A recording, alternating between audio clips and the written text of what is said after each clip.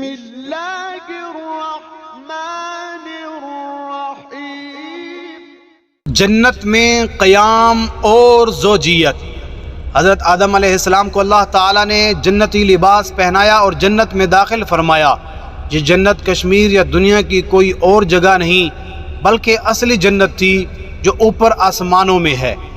آپ جنت میں جہاں چاہتے گھومتے، جو چاہتے کرتے، لیکن ساتھ میں خود کو اکیلا محسوس کرتے۔ اللہ تعالیٰ نے بی بی حوا علیہ السلام کو آپ کی بائیں طرف کی پسلی سے پیدا کیا۔ جس وقت بی بی حوا پیدا ہو رہی تھیں، فرشتوں سے پردہ کرایا گیا۔ بی بی حوا دنیا کی نہایت خوبصورت خاتون تھیں۔ جب حضرت آدم علیہ السلام سو کر اٹھے تو دیکھا تو پوچھا تم کون ہو؟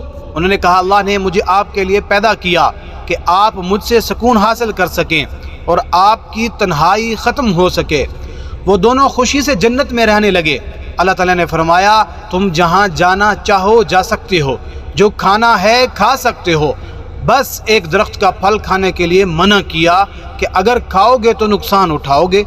ابلیس تمہارا اور تمہاری بیوی کا دشمن ہے، کہیں ایسا نہ ہو کہ وہ تمہیں جنت سے نکال دے اور تم مصیبت میں پڑ جاؤ۔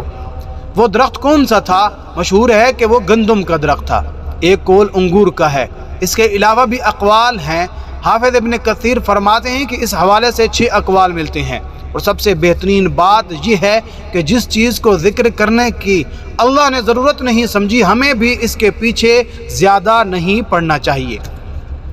ادھر ابلیس کو ایک پل چین نہیں آ رہا تھا۔ اس نے بی بی حوا یعنی عورت ذات کو استعمال کرنے کا منصوبہ بنایا۔ ابلیس نے بی بی حوا کو بہکانا شروع کر دیا، وسوسہ ڈالنے لگا کہ اس درخت کا پھل کھا لو جس سے اللہ نے منع کیا ہے، کھا لو گے تو ہمیشہ ہمیشہ کے لیے جنت میں رہ پاؤ گے فرشتوں کی طرح، ورنہ تم مر جاؤ گے۔ کہا جاتا ہے کہ شیطان سام کے ساتھ مل کر جنت میں گیا اور سام کی صورت میں ان سے بات کی، اللہ کے نام کی قسمیں کھائیں اور قسمیں کھا کر یقین دلایا کہ اللہ نے اس درخت سے شروع میں روکا تھا، اس لیے کہ اس وقت تمہاری نئی پیدائش ہوئی تھی، تمہارا جسم اسے برداشت نہیں کر سکتا تھا، اب ایک عرصہ ہو گیا ہے، اب تم مضبوط ہو چکے ہو، اب اسے کھانے میں کوئی حرج نہیں ہے۔ بی بی حوا اس کی باتوں میں آ گئیں۔ وہ سمجھ رہی تھی کہ اللہ کے نام کی قسم کھا کر کوئی غلط بات نہیں کر سکتا۔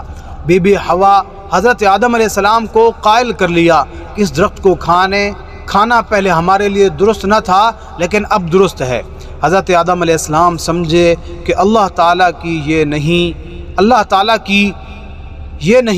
نہیں تشریعی نہیں بلکہ نہیں شفقت تھی۔ اللہ تعالیٰ کے ارشاد کے کچھ اہم الفاظ آپ اس وقت بھول گئے۔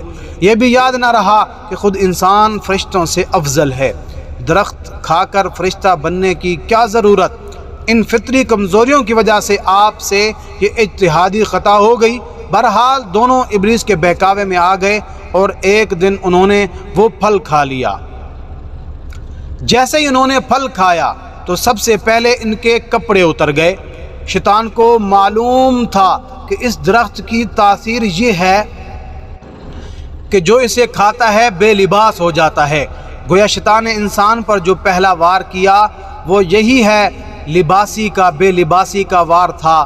خواتین کو یہ بات اچھی طرح سمجھ لینی چاہیے۔ الغرض وہ دونوں شرم سے ادھر ادھر بھاگنے لگے۔ انہیں احساس ہو گیا تھا کہ ہم سے اللہ کی نافرمانی ہو گئی ہے، لیکن ظاہر ہے حضرت آدم علیہ السلام کی یہ اجتہادی خطا تھی، نافرمانی کا تصور تک ان کے دل میں نہ تھا۔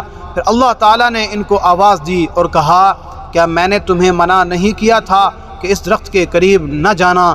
کیا میں نے نہیں بتایا تھا کہ شیطان تمہارا کھلا دشمن ہے؟